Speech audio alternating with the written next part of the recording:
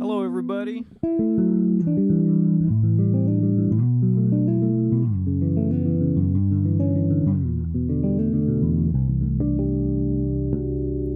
How's everyone doing? Just kind of getting myself warmed up here. But wherever you're from, let me know where you're from. I'd like to know where people are tuning in from.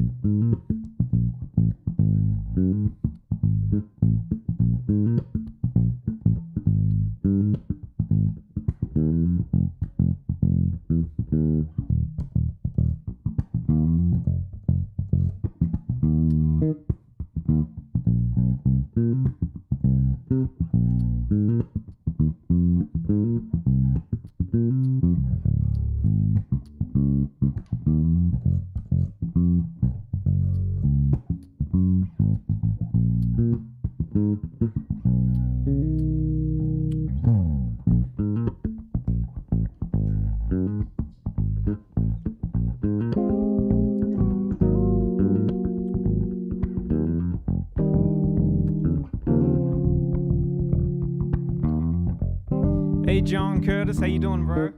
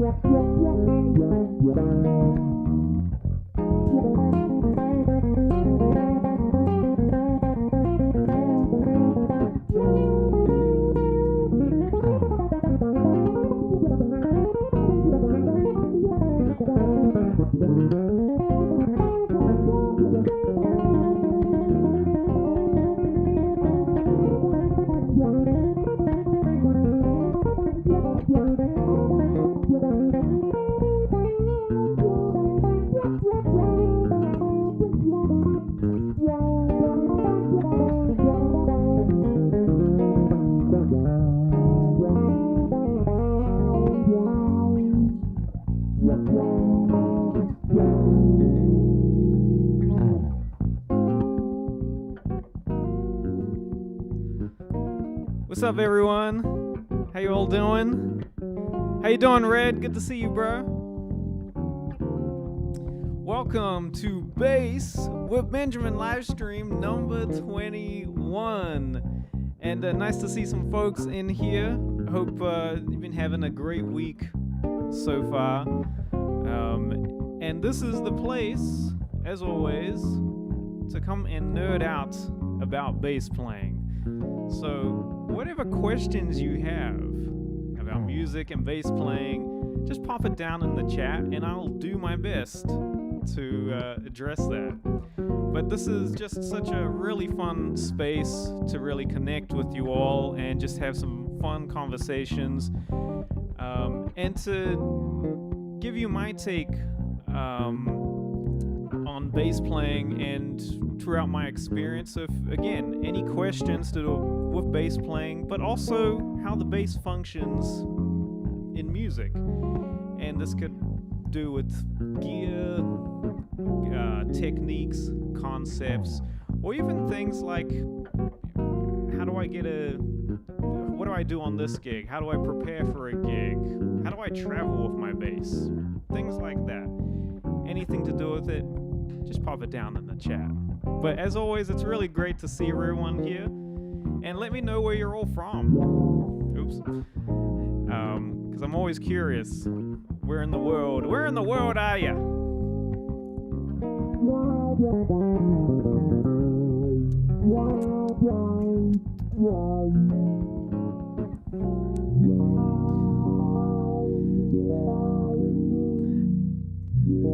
So, near posto Jim, I probably said that all incorrectly. I apologize. Geez, how many basses you got? Yeah, I know. Geez, how many basses do I have? So, obviously, you can see in this picture right here, you can see at least 5, including the upright bass. I'm holding 1.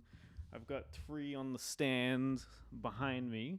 So I've got my fretless 5-string Ibanez groove line, and then I've got my 6-string Ibanez groove line, which is fretted.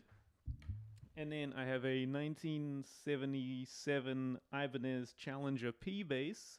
Of course, my Shen SB88 upright bass.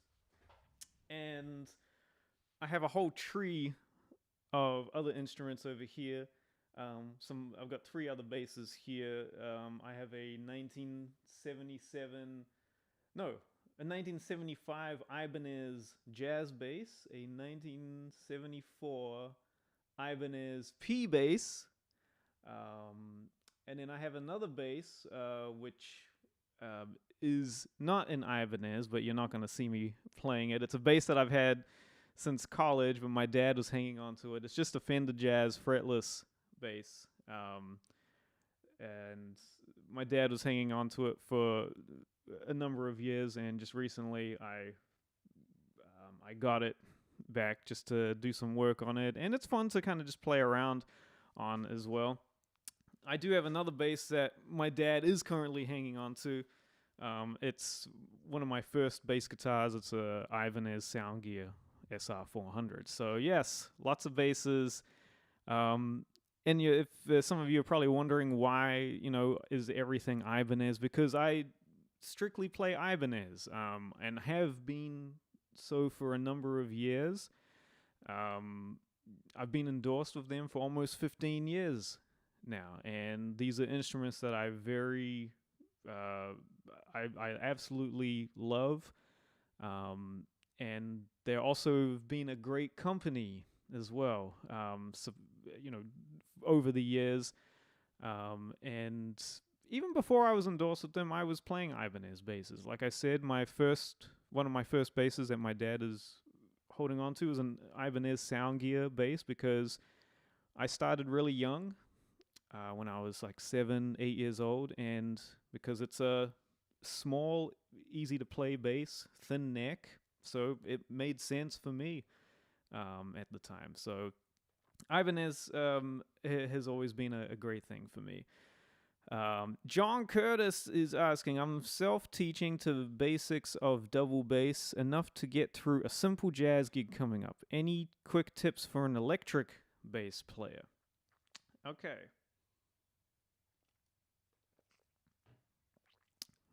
So,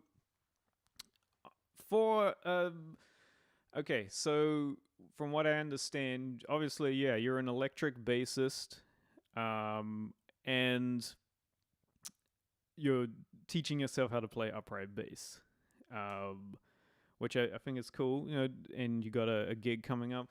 First of all, I encourage any bass player to play both instruments, all right, upright and electric bass, okay? Because why not? They're both bass instruments, and you actually make yourself more valuable as a musician, as a bassist, if you can do both really well. And so for playing electric bass, playing upright bass as an electric player. So first of all, I would focus on just making sure. So, say for example, you're playing a walking blues, like a blues in F. Oh, except with not with an envelope filter on. So that's the thing you want to do, is make sure you don't have an envelope filter on if you're going to play upright bass.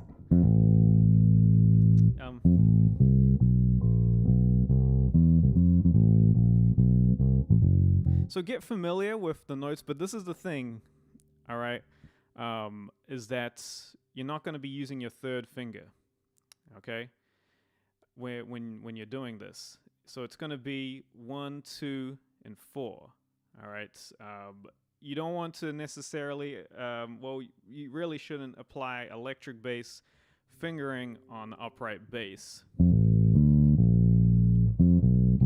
So that's going to go out the window. So get used to playing something like an F major scale. And I know, really, I should be like demonstrating this on the upright bass. But just to give you a quick thing, if you're playing a F major scale, you want to get familiar with the spacings of the notes, and that's why the third finger is not going to really help you. You want to be able to go from your first to your fourth.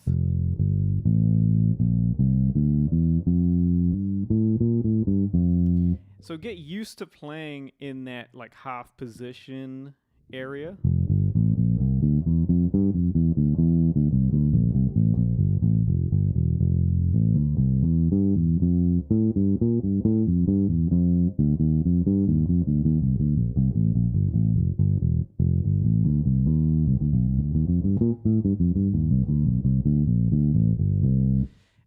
And then the other thing with like your the hand that is going to be picking the notes, plucking the strings, this is a big thing, especially with upright bass, is that the sound is very important. You don't want to be doing like electric bass type of like plucking on it, because it's not going to give you the sound that you need from an upright bass. This is something where you're going to have to put a little more weight into the string. I recommend looking at, if you haven't already, there's a great Ray Brown video on YouTube. I think it's cut up into segments. It's from like the 70s or something, where he's giving like a little lesson to like 4 different like students, like bass players, up and coming bassists. But like right there, he breaks it down so well of like, okay, in terms of getting your sound, or how you should be playing with both hands, this is the thing that you need to really understand, is that getting that upright bass sound is really important. You're not trying to make an upright bass sound like an electric bass. That's the thing, because then you just may as well play an electric bass on the gig. But and understand, the upright bass is going to be, it's not supposed to cut through like an electric bass does, right? It's a different kind of thing, even though yes, it's a supporting fundamental instrument, but it's got a different type of vibe as opposed to, you know, like it's totally different. So John, I think for you, and feel free to reach out to me as well if you want to get any, any advice or any resources, any more resources on some more upright bass stuff, or even, you know, any lessons or programs or anything. Feel free to reach out. But make sure that you're comfortable with with how the fingering is on that half position and first position area. That's going to really help you understand, you know, where the notes are, and you want to just pay attention to the intonation as well. So I hope that's kind of helpful there. Definitely you can use some sort of wisdom from the electric bass and apply some things over, but just at the end of the day, it is a totally different instrument, but you're still being a bass player. Yasha, how you doing? Can I talk a bit about bebop enclosures and how to play them on the bass? do we use pull-offs, slides to play them? Yeah, so in terms of like with Bebop, now I'm the full disclosure, or I'm not like the biggest, Bebop head in terms of like, I wasn't the type of person that transcribed all the Charlie Parker, Bud Powell stuff, but there is certain things in there that I use in my vocabulary because I've transcribed it from such and such or whatever. But definitely in something, like a 251,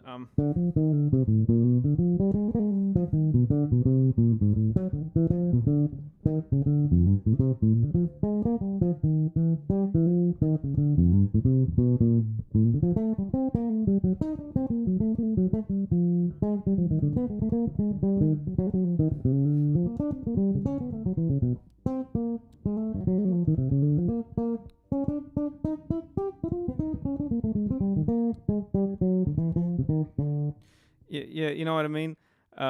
But yes, I am using some pull-offs to do certain things. So going back to that first one, which is like over a 251,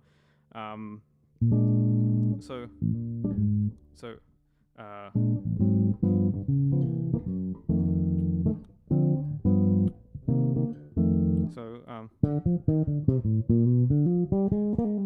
something like that.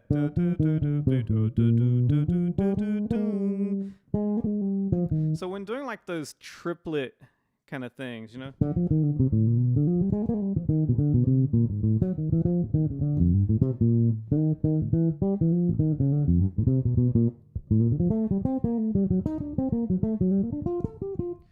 I will definitely use some of like pull-offs or hammer-ons, or even doing something like,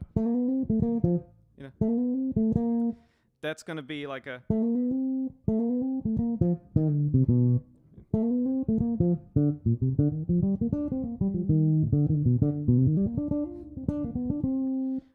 even when playing something like, like Donna Lee,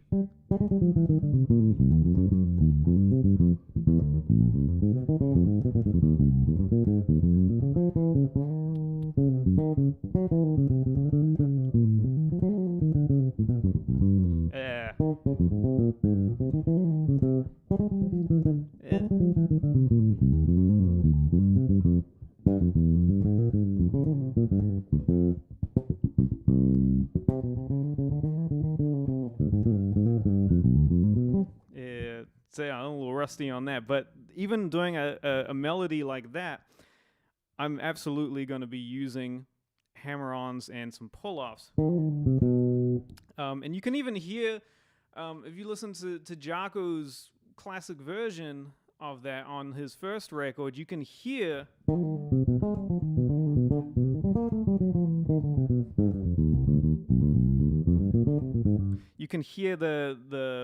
the hammer-ons and the pull-offs that he's doing there. And so how to practice them? Okay, so if you just take, again, it's about the sound and the phrasing. All right, so obviously you want to get the notes first. So going back to the first one that I played.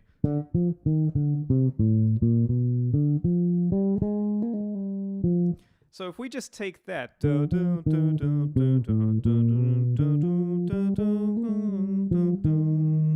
right?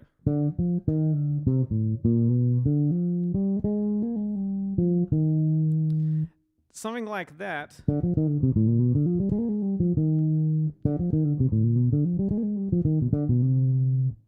Where, okay, let's just break it down.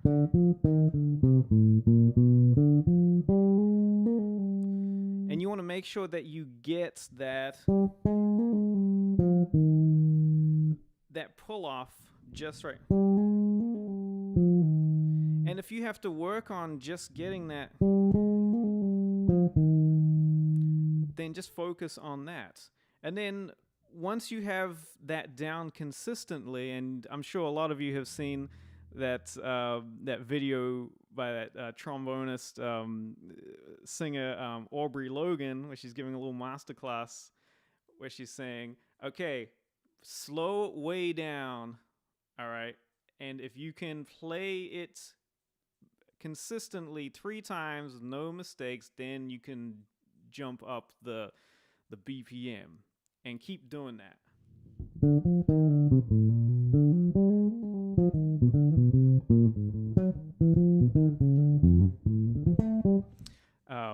So that's how I would approach it. Is doing it that way? Yes, it's transcribing. It's transcription. You really gotta sit down and spend the time. And when you're doing a transcription or learning a section, a cell from somebody's solo, you want to make sure that other than playing the right notes, that you're playing the phrasing the way that they're doing it as well, because there's a certain delivery that they're bringing across when they're doing that kind of thing.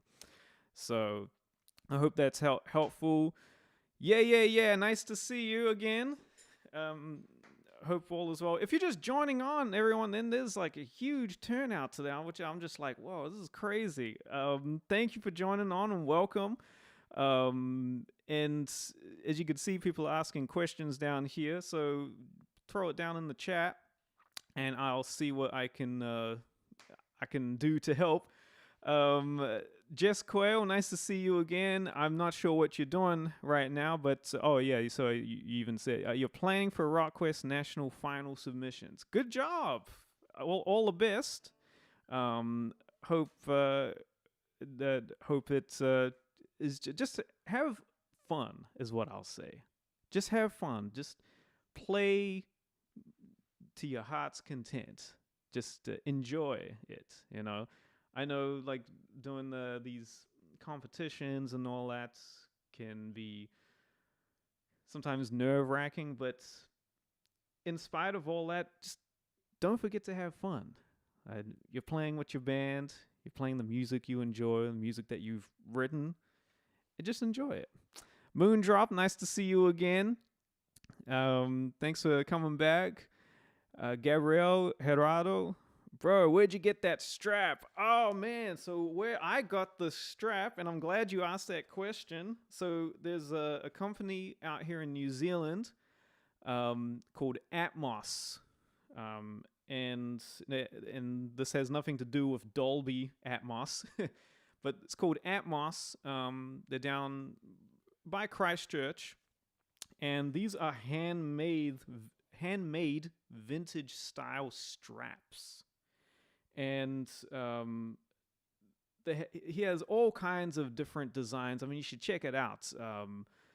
And like stuff that are like real psychedelic looking, things that are a little modern, but they're just these very, beautiful, simple, homemade, handmade straps, and real leather on each side.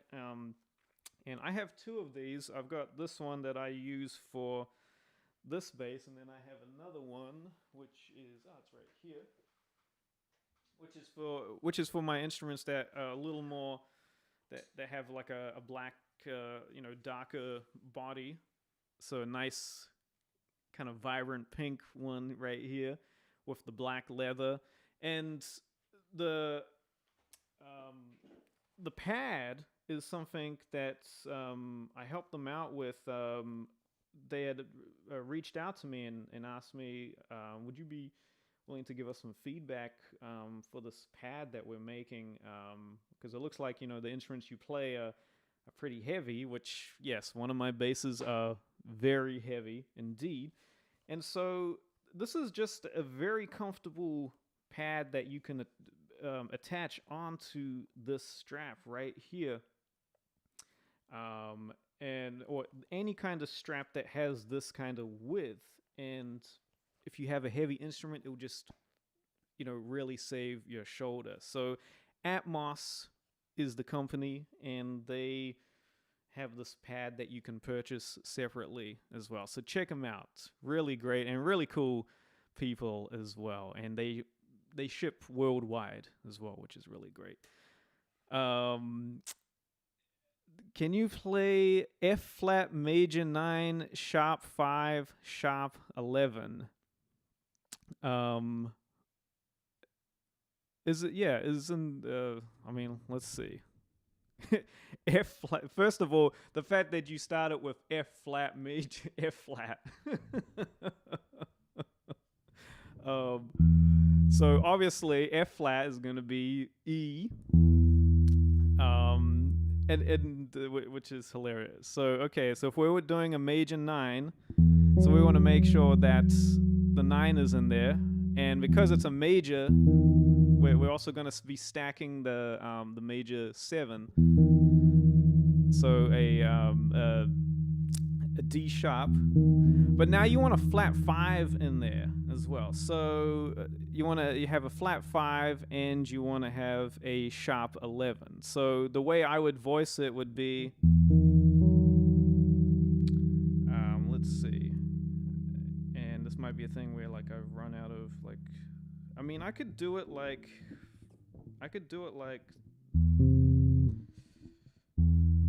let's see.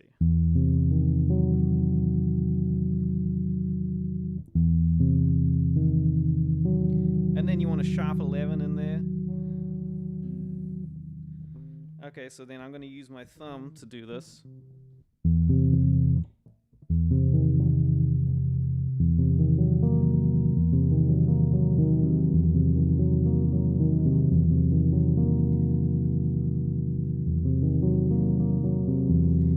So there you go. There's there's that chord right there, which, like, okay, if you look at my hand, yeah, do you think I'm gonna be doing that like like on the fly like that? Yeah, not necessarily. But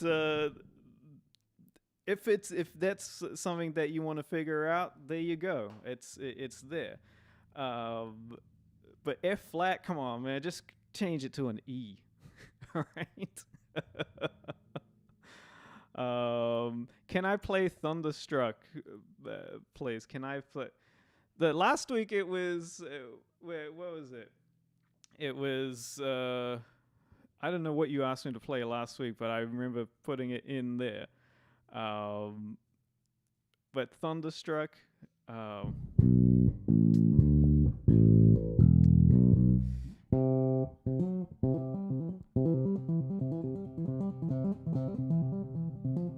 Something like that. I mean, it's crazy. Angus Young, how he would just do that.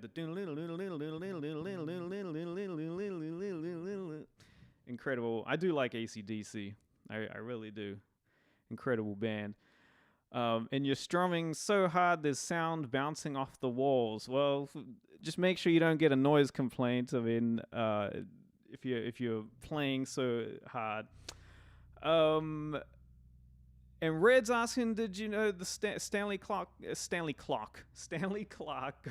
NPR? Yeah, man. Who else watched the Stanley Clark NPR performance? I watched it yesterday. It was incredible, and it was just so amazing to see.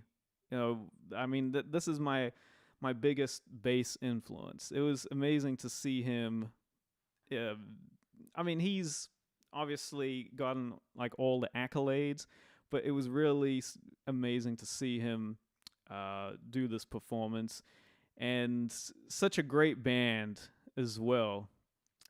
It really is, and Cameron Graves on piano, who I've played with a bunch, and his brother, I've played with a lot, Taylor Graves. And for some of those who don't know, so Cameron and Taylor, they've they grew up with Thundercat and Kamasi, Washington, those guys, and they co-wrote a lot of those tunes on the first record of Thundercats.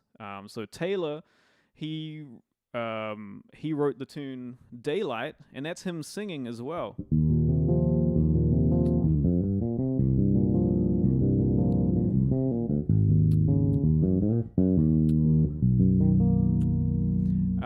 which is really cool. And Cameron did the synth solo on that at the end, which is amazing. So really cool. Andrew Rendazzo, how you doing, bro? You did what? You already you jumped on here, retracted a message. What'd you retract, man? But Andrew Rendazzo is an incredible bassist from the band Butcher Brown. For those of you who know Butcher Brown, incredible, fun, funky, like real dope band, and that's Andrew, who's the bassist in that. And you know, this is interesting, Andrew. I remember watching a video that you had posted a few years ago on your Instagram. And you were playing your Sarek bass, which has 3 pickups. And when I saw that video, I was just like, huh, I wonder what it would be like to have a bass that has 3 pickups. And look now, I have a bass that has 3 pickups. So it's all thanks to you, man, giving me the idea. Hey, you know what? 3 pickups. That'd be actually kind of cool, man. Really cool. But good to see you, man. Nice for jumping on here. And if you cats don't know about Butcher Brown, I suggest that you go check out Butcher Brown. They even did an NPR Tiny Disc performance as well a few years ago. Really cool, really great. Andrew's an incredible player, great electric player, great upright player as well. I mean, the whole band, incredible. Corey Fonville on drums. Yeah, like really great. So nice to see you, man. Where else are we at? And so yes, what I did there, I can't play that chord again, by the way. I would have to figure out what it was. But yes, it was a monster chord. The fact that I had to use my thumb was like, okay, yeah, you know. And Kevin, how you doing, Kevin? How interesting. Can you make a roots and fifths only in a song? Oh, you mean like a roots fifth bass line? Is that what you're asking? I mean, sure, yeah.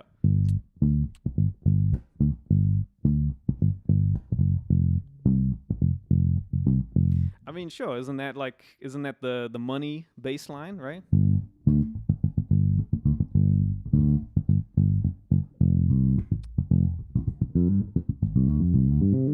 And then you do all that, and then you get kicked off the gig. You know. I don't know any Weezer, unfortunately, Tomcat.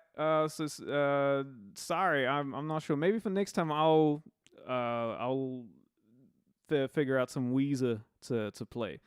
But yeah, going back to that Stanley Clarke NPR, it was really quick, but it was so great. In doing, of course, you know, you got to end with or put in school days in there, and that's one of the reasons why I started playing chords on the bass, is because of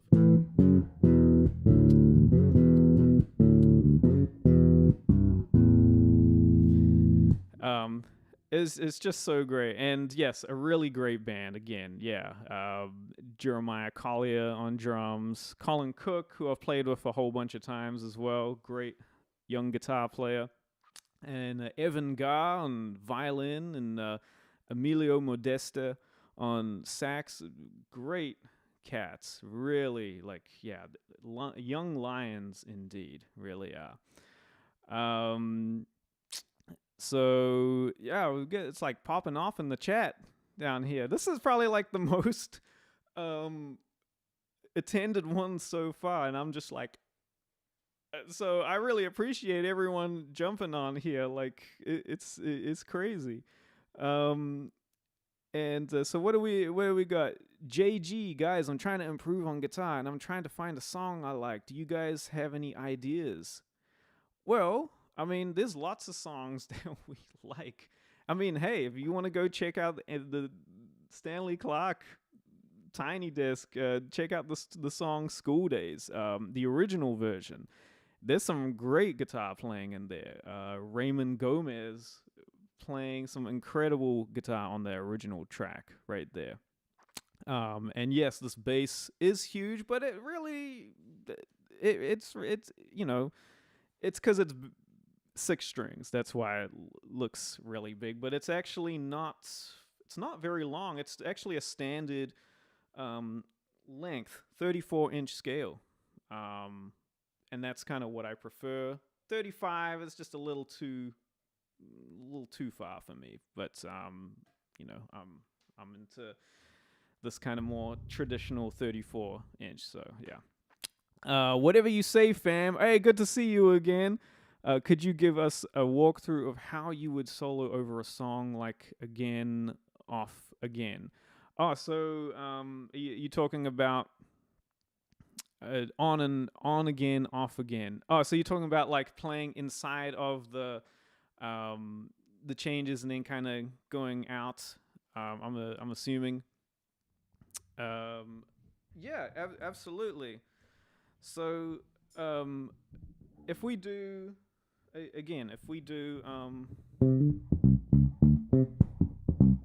let's just set up a groove, right? And before I do that, thanks. Yes, I have very tasty basses indeed. Thank you. And yes, JG, that song is called School Days.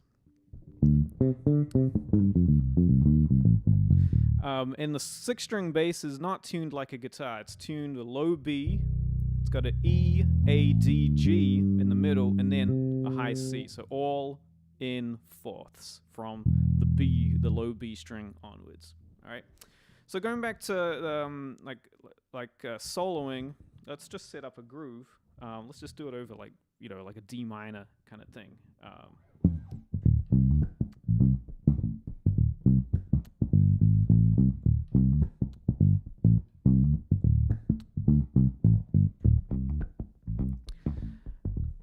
So if I'm doing just a D minor thing, like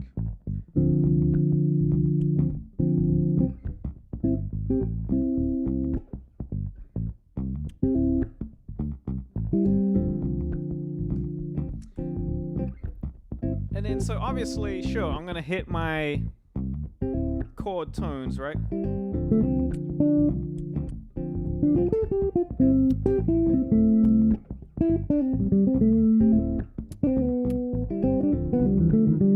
And I'm kind of I'm using Dorian, right?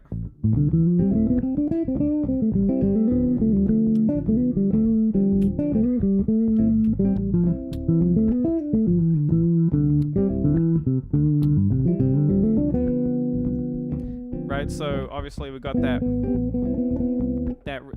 raised sixth. Now if I'm playing that,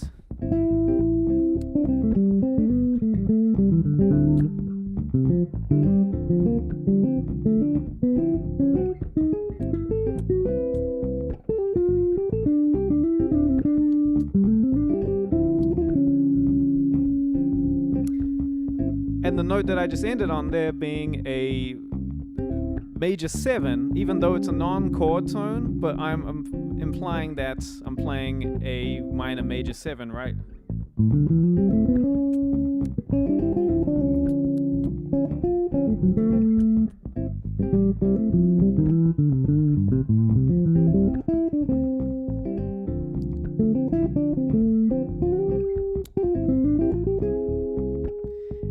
And right there, playing like a flat 5.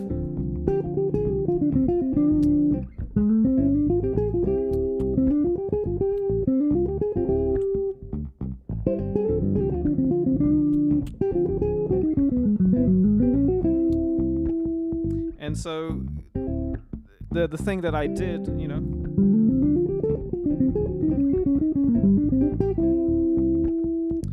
was like I mentioned last time, playing this kind of pentatonic thing in the key, and then I took it just a half step down.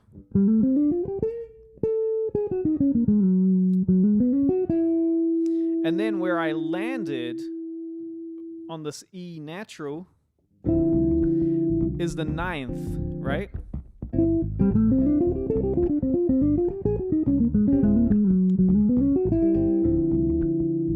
So I kind of brought it back in through that way, through something that is like, okay, on one of my favorite chord tones being a 9th.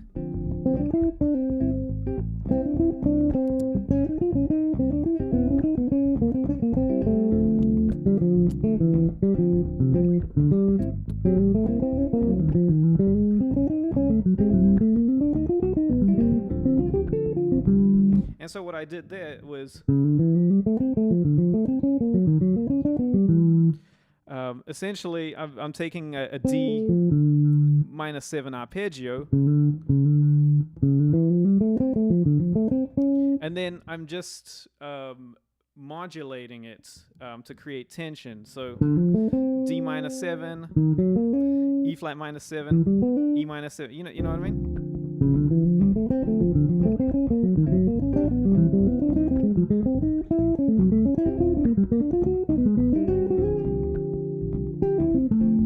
And so where I brought it up, obviously you can feel the tension in it, right? And where I resolved it was on an A minor 7 arpeggio. So I'll play it again.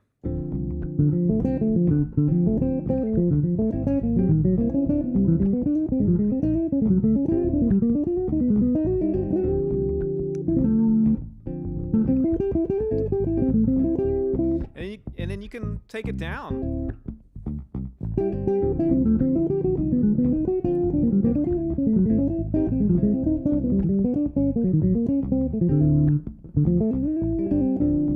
And so you can take like the different chords that work within D minor 7. Obviously I played D minor 7, but I can also do it over like say like F major 7.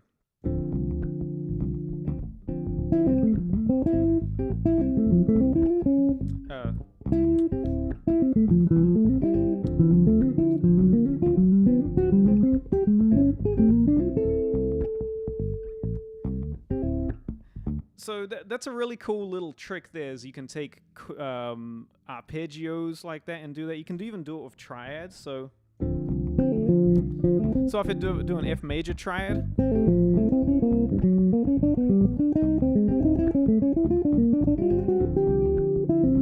and I ended on a C major triad, right?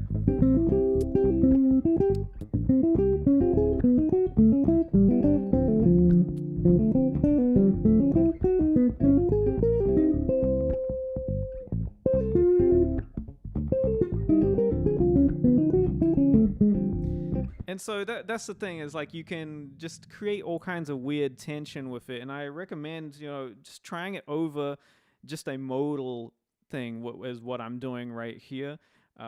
Just so that you can get an idea on like, okay, how it really works, how it sounds. It's going to sound like kind of random at first, but it's the way that you also phrase things as well. If you're just going to just kind of mindlessly, like, then that's going to be something that just is going to be like maybe not. So you want to put it into some sort of phrasing.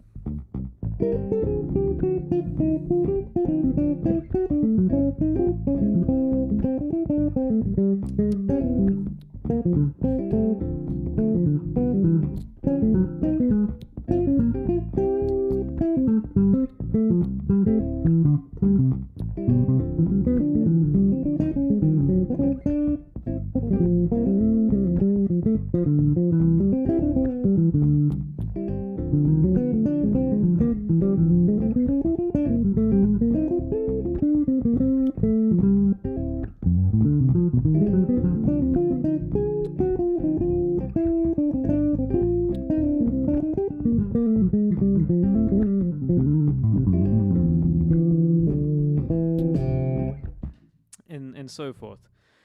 So I hope that's helpful there. So yeah, Those who have been jumping on here, thanks for joining me here. I really appreciate it. And somebody's asking, can you do a song? Yeah, I think it's time to play a song. I definitely have something in mind. But I really appreciate the questions and all that, the conversation going on down here. Sasha on bass, good to see you again, man. I hope you're doing well. And you're asking, how do you yourself approach phrasing in terms of speaking musical sentences instead of just noodling? What is your way to always end musically? Yeah, that's a great question. And I can use this next song to actually kind of demonstrate it, actually. I like to think rhythmically, like rhythmic phrasing and ideas. So that's always just been a thing of mine, I think, because some of my favorite soloists always had really great,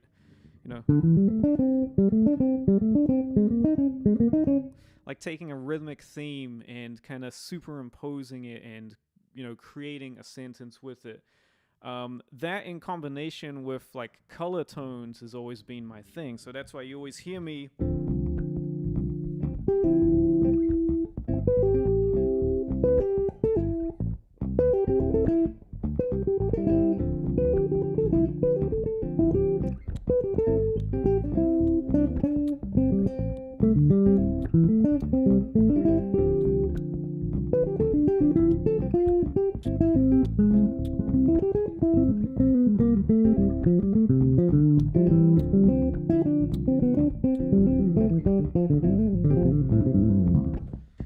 that's always been my thing. Is for me, it's the rhythm and these certain notes that always capture the listener first. That's always been my way of kind of getting in, of starting my story when playing. I've never been to like always just kind of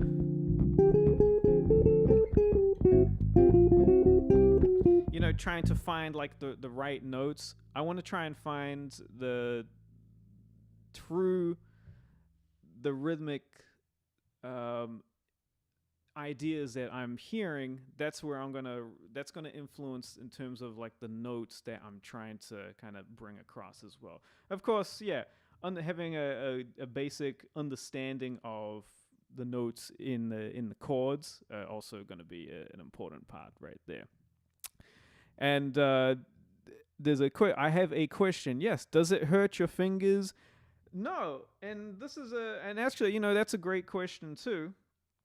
Is when you're playing, is that you don't want to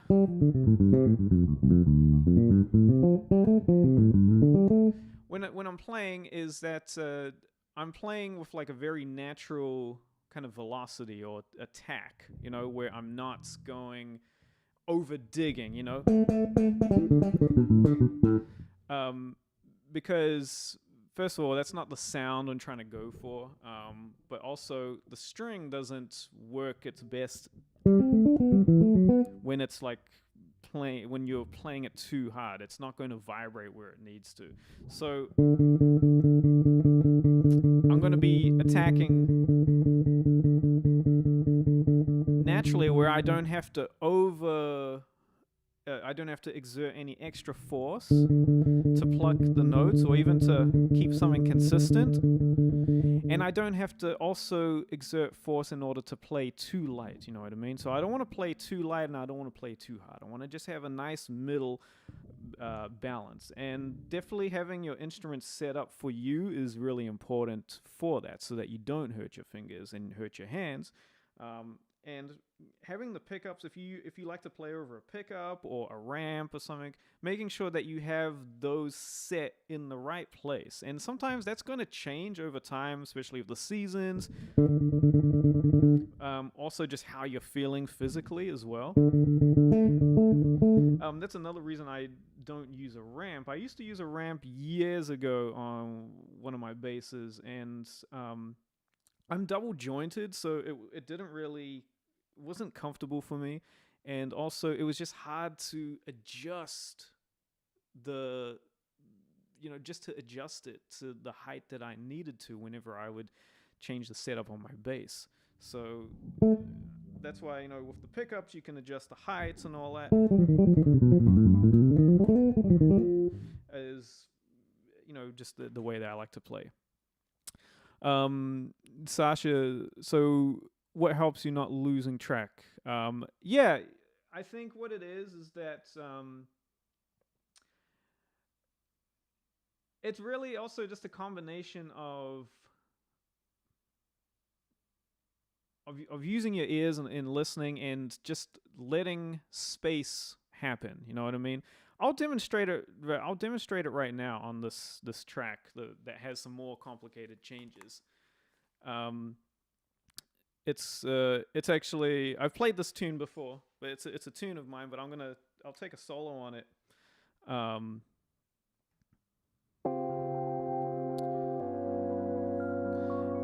And so I'll demonstrate how I'll kind of just phrase things. Now, can everyone hear the track?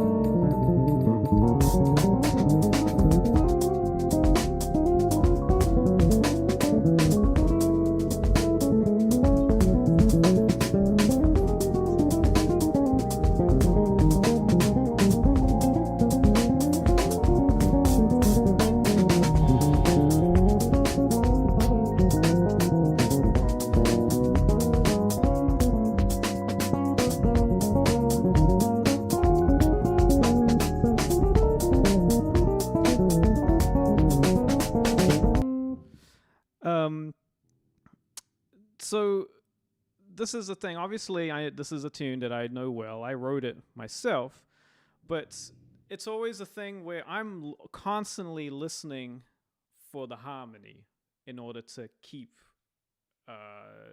my place in a tune, whether it's a tune that I know or aren't too familiar, but I'm always listening for what the chords are, because this is something that I've spent a lot of time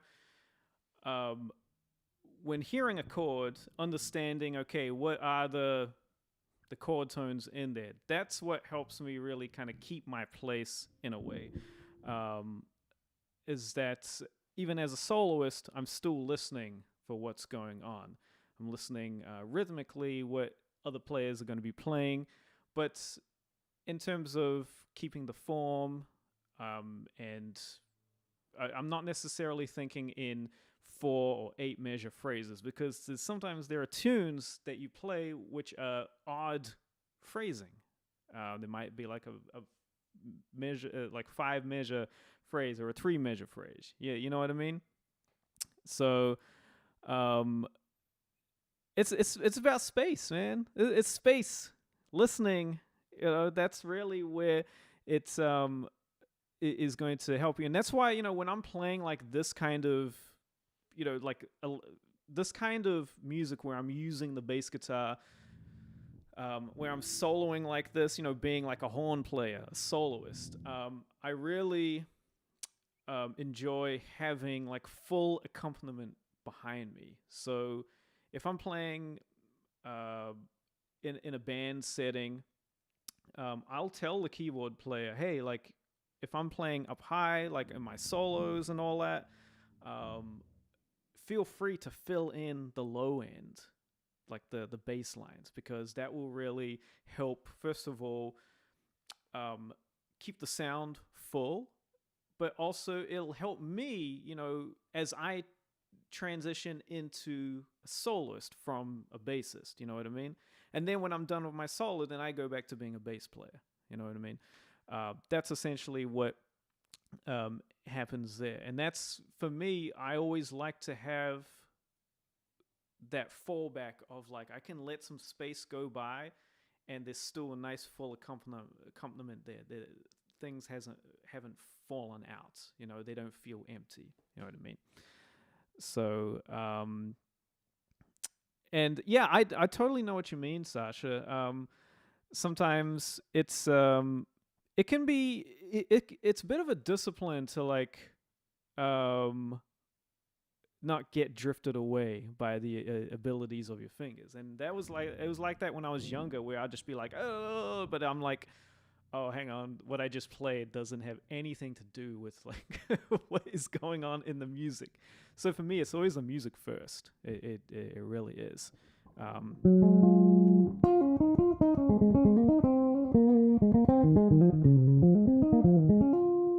It really is, because it was definitely a lot of like, okay, let me just showcase, this technique that I can do, but it's like,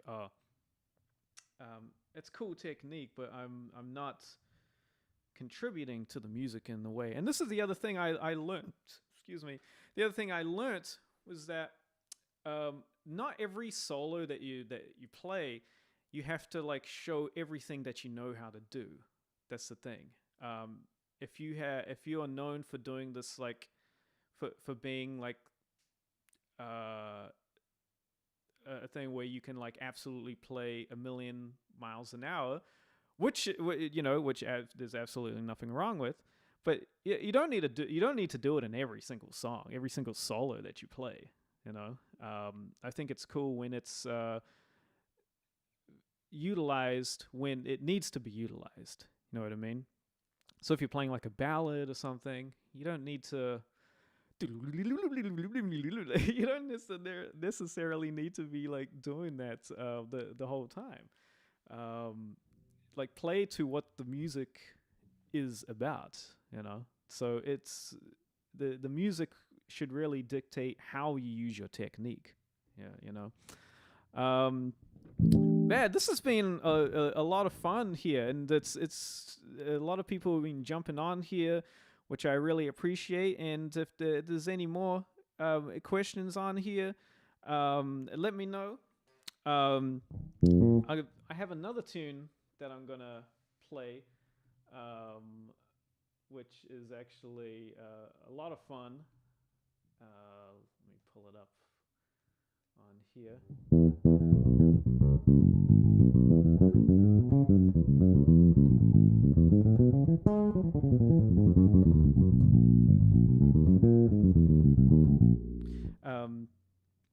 Yeah, and so it really is. It's just focusing. Sometimes you need to. There's nothing wrong with like when you're in the solo. Especially at the beginning of your solo, I think that's like really the part where you want to kind of take the time to allow yourself to just be grounded. As simple as just like letting some space go and take a deep breath and then come back in. Yeah, you know what I mean? It kind of also just gives everything almost like a bit of a settling in situation. Some people have the ability to be able to like just blaze right in. And again, there is a time and place for doing that, but there's nothing wrong with like taking your time of like just like starting off like as simple as possible.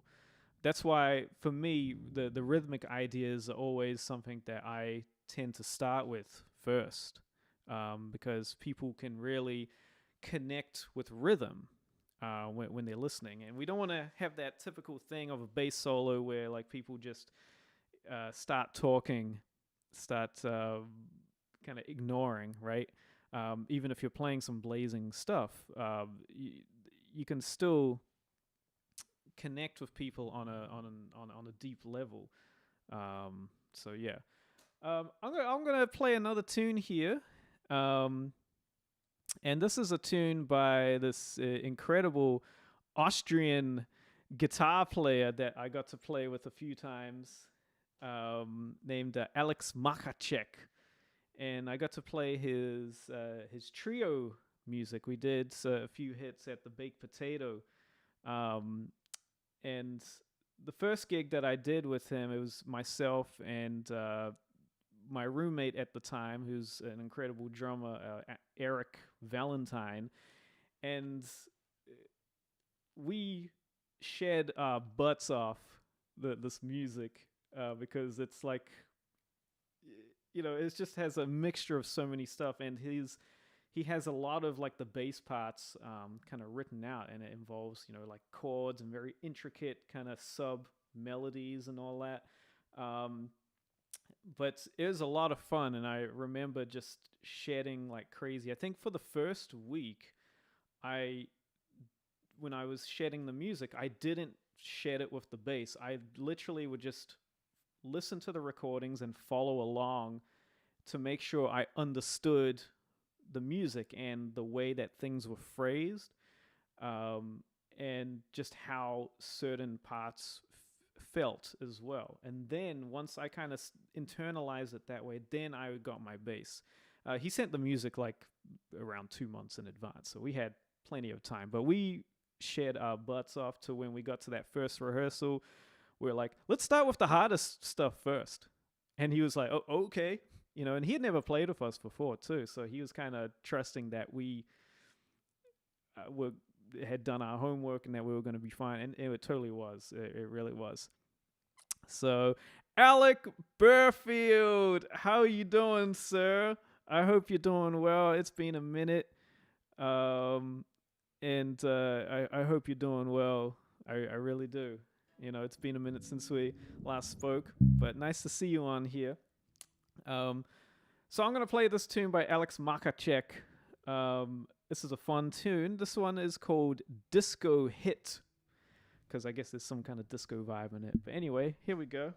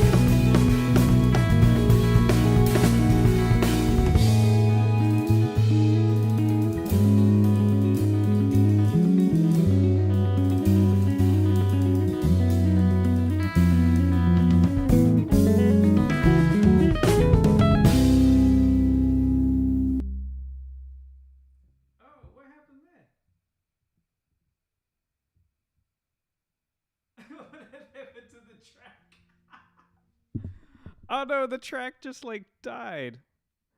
Let me try that again. Oh, what? Or did I like cut off the track right there? I don't know what happened.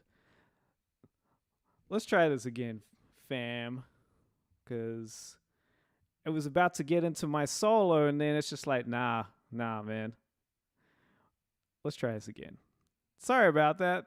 That's hilarious. It's like, nope, that's all you get. Let's try it again. It's just like, what? That's hilarious. That's so funny. I don't even know how that even happened. Okay, take 2. Here we go.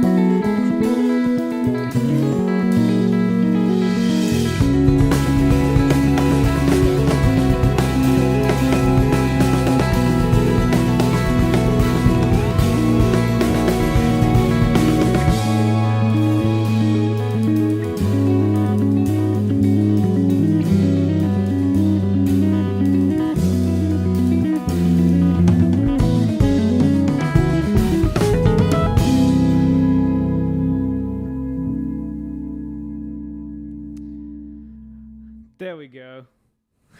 Disco hit. So that's probably one of the more simpler ones of the tunes that we did. There was definitely some other ones that he sent us that he had performed a lot with that drummer Terry Bozzio. So definitely a lot of kind of Frank Zappa inspired stuff. And you're right, Sasha. It definitely has a Wayne Krantz kind of vibe, and I know that he's definitely Alex is inspired by Wayne Krantz. Definitely a lot of he definitely has a lot of Alan Holdsworth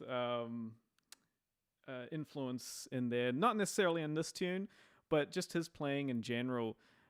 He has a very Alan Holdsworth like Holdsworthian approach. So thank you. That's a lot of fun. I definitely we had a lot of fun playing that tune, and of course, we would stretch out a lot more when we played it live.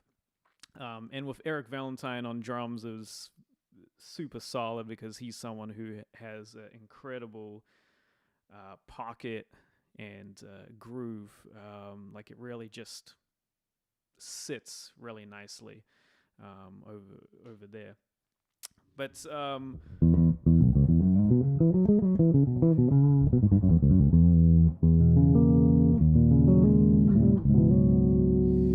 if you haven't already, please like and subscribe to my channel here. It really helps get my content into various algorithms, apparently. But I really appreciate it. If you're not a subscriber, please go ahead and do so. And also, for those of you who maybe wanting to kind of you might be playing some gigs, and maybe you want to start branching out into like what it takes to do like pro level gigs. I have a free resource. You can actually, it should be in the description box, where it's my 6 tips on how to level up your gig opportunities, and also some tips on how to make your bass lines just kind of a little more tastier and whatnot.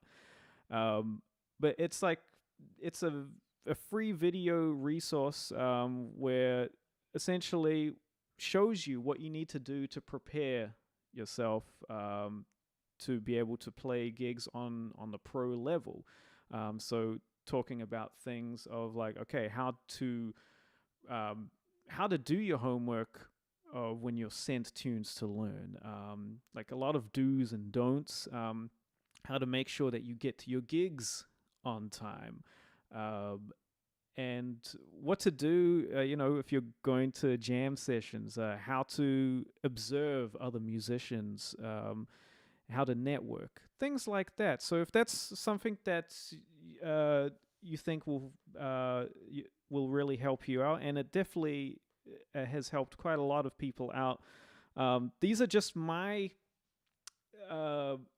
these are tips that I've essentially come up with from over the years of learning things the hard way, and going like, oh, you know what, man, I should have done that. I should have done this. And so I've put together this resource to help you all, so that you don't have to make the mistakes that I've made. But doing a lot of these things, this is what helped me get up to the level of being able to play with people like Peter Erskine and Dave Weckl and Lee Ritenour. All the gigs that are on my resume, this is from, okay, finally figuring things out. And so you can kind of have it in a way where you don't have to go through all that kind of turmoil. If you learn it earlier on. And I wish somebody was there to tell me these things when I was in my early 20s. Hey, Ben, yeah, don't do that. You know what? If you do this, that will actually speak volumes.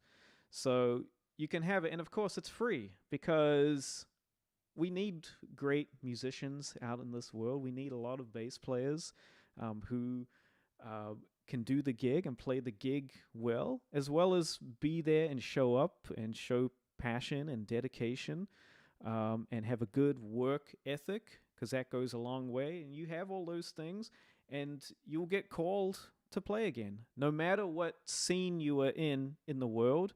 If you demonstrate that you are trustworthy and that someone can rely on you, that good reputation can spread very well amongst the scene, and people are going to want to hire you to play. That's on top of, like, okay, understanding how to play music and being a great player, knowing, okay, yes, how to play certain songs, or how to play on reading gigs. You also got to be someone that is, people can rely on, where they know that you are going to show up to the gig. Because trust me, I've come across a lot of musicians over the years where they're incredible players, but they've left you hanging. It's just like, hey, it's like 5 minutes before the gig has started and such is not here. And you're trying to call them, and you're hoping that, they're okay, but you later find out that they had double booked themselves, or that they forgot. It happens. It sounds very silly, but it really happens. And it's hard to trust them again, because you want to make sure that you don't go through that again, because it also throws a big wrench into the gig that you're about to play, right? So this is a really great resource that you can get, and it's just a lot of fun as well. So we're coming up to the end here, and it's crazy just how the time flies. But again, I want to thank you all for jumping on here and hanging out and asking questions, asking me to play tunes that I don't know how to play, like Weezer or whatever, and kind of just stuff like that. But I hope whatever I was able to provide was helpful to those who had asked. And again, if you have any more questions, feel free to reach out to me if I can help you in any way with your bass playing journey.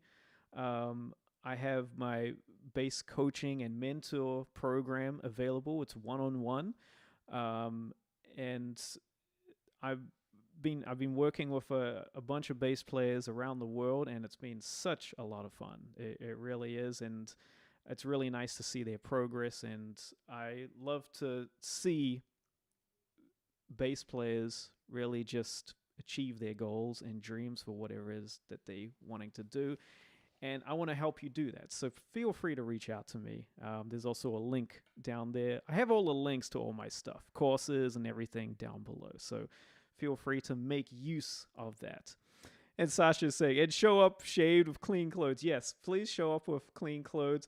Luckily enough, I've always had a beard, but I always made sure that my beard was groomed nicely. And that's the thing, and that's important. Yeah, you want to also, be presentable as well. You don't want to, be looking like real scruffy and all that you kind of just woke up. And so that's a whole other thing. Because unfortunately, yes, people do make first impressions. That's the thing, especially for musicians. There's a lot of... there is a lot of pressure on us, all right? And especially as a bass player, a lot of times we are hired to come and be a solution, right? We don't want to come in and be a problem.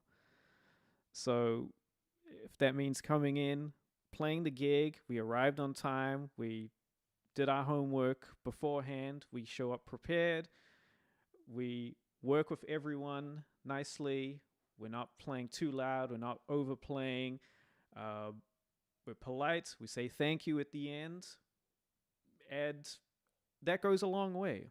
It really does. So I could go a whole other like hour about all of that and some of the experiences that I've had from certain people. But anyway, everyone, thank you so much.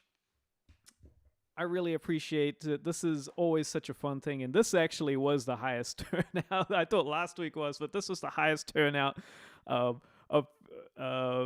people watching. And it was just going crazy at one point. But this was a total of like almost 740 viewers, which is insane. Last week it was 120. And so I'm like, what? So I really appreciate you spending some time here with me. Wherever you are in the world, take care, be safe, all right? And enjoy the rest of your week and the weekend coming up, all right? And again, feel free to reach out to me if I can help you with anything on with your bass playing. And yeah, until next time, I'll play some exit music for you all. Thank you.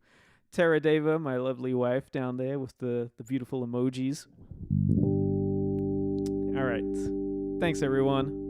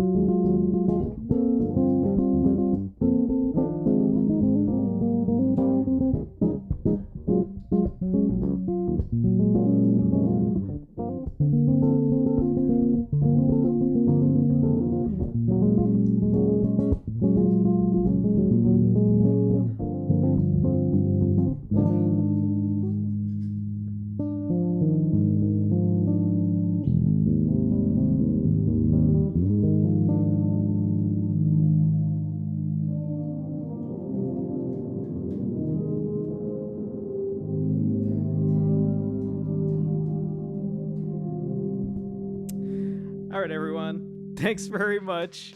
I'll see you next time. And thank you for the lovely comments. I really appreciate it. And do your thing. All right? Take care, everyone.